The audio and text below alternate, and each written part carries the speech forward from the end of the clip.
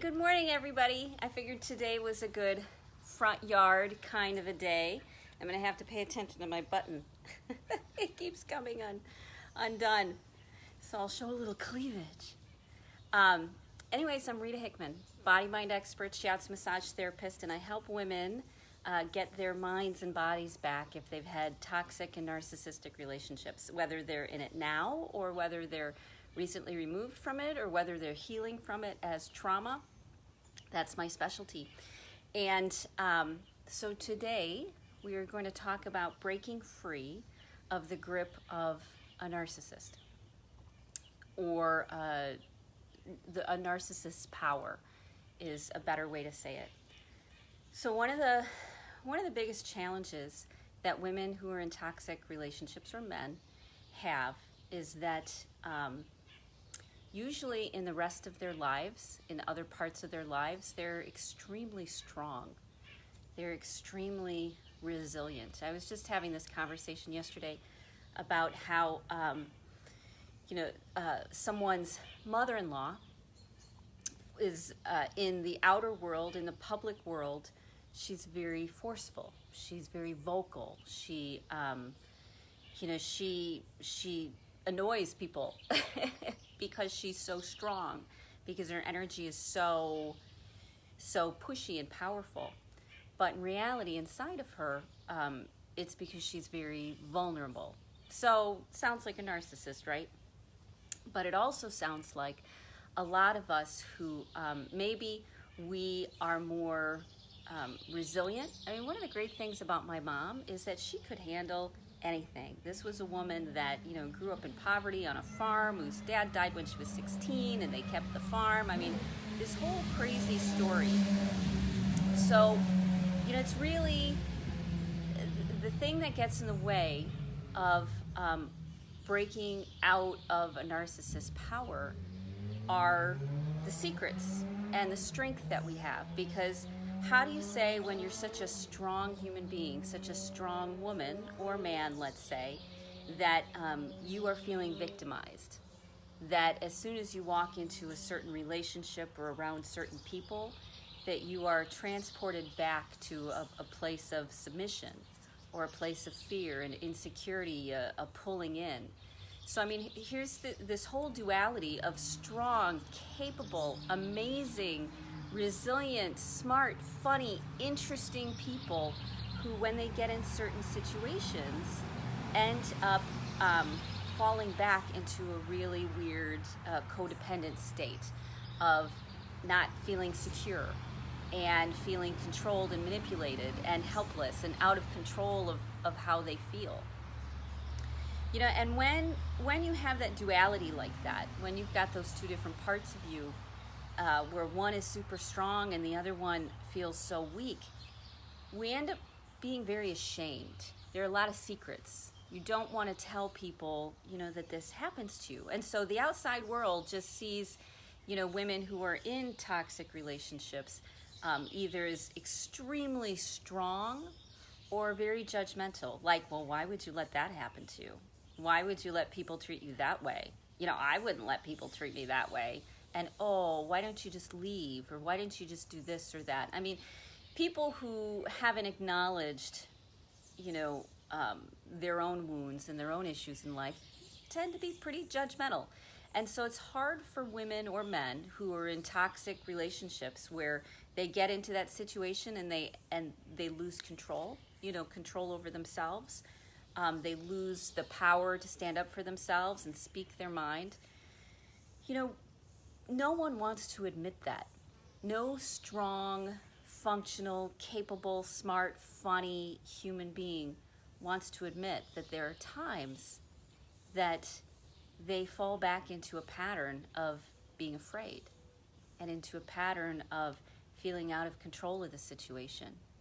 And so narcissistic and toxic relationships, one of the biggest problems are the secrets. So how does this happen? Well, typically we have something that happens to us that is trauma, and we're not able to process through it. And so every time we get into those situations, into those dynamics, into those personality traits or the energy that somebody carries. A lot of times it's the energy that they carry. We can feel it. When we end up in those situations, it launches us back into a time in our life when we were helpless, when we did feel out of control, right back to that trauma. So we end up continuing to loop around and protecting the trauma because it's way too scary to look at, because we can't do it alone, because we don't trust people to help us out, because we think everybody's going to judge us. We think everybody's going to think less of us. We'll lose what little power that we have in the first place. And so the cycle keeps continuing. You just keep going around and around and around. And in, let's say, 75% of your life, you are dynamic, successful, amazing. But when you end up in this situation, like when families get together for holidays, everybody falls right back into that trauma, right back into that role that they used to play, because they haven't worked through it yet. They haven't allowed themselves to be vulnerable with the right people so that they can open up and clear it out and evolve and grow up and integrate what they know now with what they didn't know when the trauma originally happened. So how do we break free? There are a couple different ways. One of the things that keeps us stuck in that pattern is because over time, when we go into a certain state, it becomes very familiar to our bodies. So there's a very physical aspect. And the choices that we make and the thoughts that we think, they sort of keep us stuck in that physical space. That brain wiring, that nervous system wiring, it keeps us right back into that physical reaction or response to something. So a couple days ago, I was talking with someone about altered states of reality and looking at what altered states really mean. An altered state of reality doesn't mean that you just went on an LSD trip, although that can be an altered state of reality. Altered states of reality are when you look at a situation, when you look at your reality through a different lens, through a different set of eyes, through a different physical experience. When I was, a long time ago, when I was originally getting my massage therapy license, I would drive into Chicago about an hour and a half each way, something like 4 days a week. And I started to have hip problems while I was driving, because of the gas and the brake, and that was a dicey hip already, and it would get inflamed and painful. And so I decided, if I'm going to be driving all this way, I need to have more cushioning. So I started to sit on a pillow. And what it did is it raised me up. And I looked out of the windshield now through a different perspective, a different state of eyes. That could be called a different state of reality. You're in a different place. You're looking at the world differently.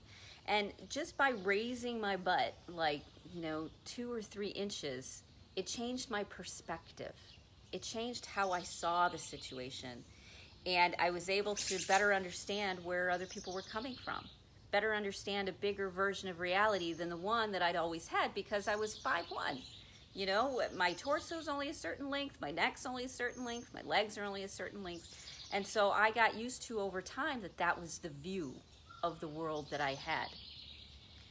When you start to change the view of the world, whether you use a pillow to sit in your car and look at it differently, or whether you look at the world from the top of a Ferris wheel, or whether you take some sort of mind-altering drug, or whether you change your vitamins even, or change any of your habits, what happens is you start looking at the world in a different way. You have an altered state of reality. And when you start to let yourself, encourage yourself to see the world differently, you see a bigger picture. You understand things better, and it's that understanding that changes you. It's that altered state of reality that changes how you see the situation, how you understand the situation, how you react to the situation. And when you change that, When you change how you see things, you change, because now you respond differently. Now you break the pattern. So it's the secrets and the fear of the secrets that keep us trapped in that age when we were traumatized. And many of us has many, many, many traumas. And so we have to go back and clean them up over time, you know. So yeah, there can be like a linchpin, but still we're walking around. Most people are walking around as the walking wounded. So you have to recognize that you've been holding on to secrets. You've been protecting yourself, hiding yourself from this trauma. And the way to break free of that narcissist control, because they use your reaction to your trauma as a way to keep power over a situation, over a relationship. That's why they look for people who are already traumatized, because they're safe, you know, and that's why many empaths or compassionate people end up in relationships with narcissists, because they've worked very hard to be safe, to work on their traumas, to be kind to other people. They've worked very hard to be non-judgmental and kind with everybody but themselves, let's say. So if you're ready to change how you see the world, to grow up and evolve that part of you, then this is what I'd like you to do today. I'd like you to find at least one way today and another way sometime this week where it changes your perspective, changes how you see the world, changes how you interact with the world. And when you do that, I want you to use it as a healing process, as a healing time to say, you know what new information can I glean from this? What new information will help me see the world in a better way or in a different way, so that I don't stay trapped in my memories, I don't stay trapped in my reaction. When you start to touch those secrets, when you start to touch those experiences and bring them out into the open with safe people, with people who can support and love and understand you, and they do exist. Maybe you've been trying with other people. I remember when I was growing up, I tried to speak my truth. I tried to let people know what was going on with me to the best of my ability, many adults. And the adults, because they were busy, they had issues of their own, they didn't understand, whatever it may be, they couldn't be present for me. But that's not true with everybody. You have to find people who are there and present and can listen to you and help you out and understand where you're coming from. And when you do that, you can start to let your secrets go. And you can start to look at the world through a different set of eyes, through a set of eyes that has been supported and loved and cared about and nourished and nurtured. Most of the work that I do with myself is me with me anymore. It's me giving myself an altered state of reality, whatever that may look like. New experiences, as my mentor would say. If you don't know what to do the thing you haven't done before. And by doing that and taking the time to be present and processing through it, I'm able to see a bigger world. And I'm able to reclaim those parts of myself that I judged, that I pushed away, that I was too afraid to invite in because I was ashamed, or I thought that other people would judge me. One of the best new experiences you can have is when you share the things which are most painful to you with someone who cares, with someone who understands, who can witness what you've been going through. That is one of the most healing things, to get those secrets out, to get them unstuck, to break the trap and break the control. For whatever reason, a narcissist needs control, either their own wounds or mental health or a combination of everything, or maybe they're just jerks, you know, whatever it may be. Maybe they were raised entitled. Lots of different reasons people behave that way. And when you start to take back your power to get the experiences that you need, that you didn't get when you were younger or when the trauma happened, to give yourself a new perspective, to look at it through a different set of eyes, to get the support and the love, and to get those secrets up and out, even if they're just to yourself. Even if you just spend time with yourself, admitting the feelings that you had and what happened to you. This is a huge part of breaking that grip. Because when you heal your traumas, what happens is that suddenly you're not the sort of a person that a narcissist wants to be with. The dynamics of your relationships change because you show up differently. Or many times, the narcissists that have their own traumas or mental health issues, you're able to help them move forward. You're able to help them get their secrets out and feel heard and witnessed, because you know what it's like. You become that person that other people can trust and other people can share their secrets with.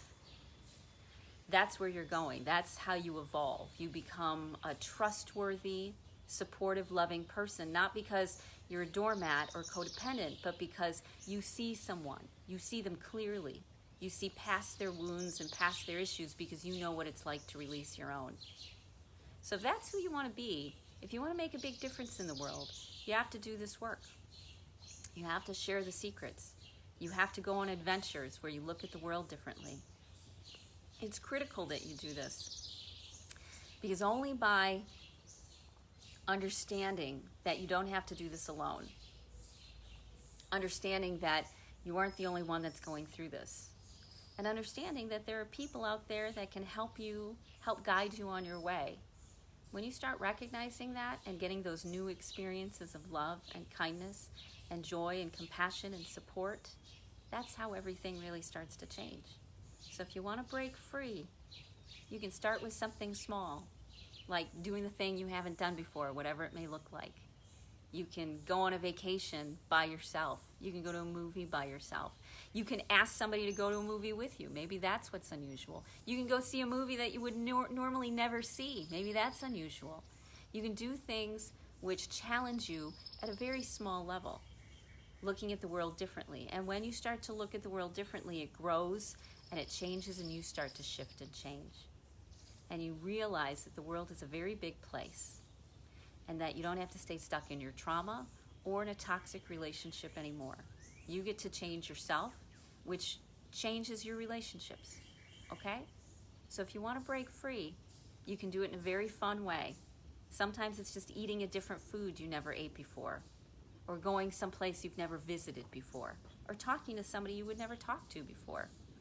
I know many women who, they were never attracted to somebody, because they weren't a full-blown narcissist, and now they are.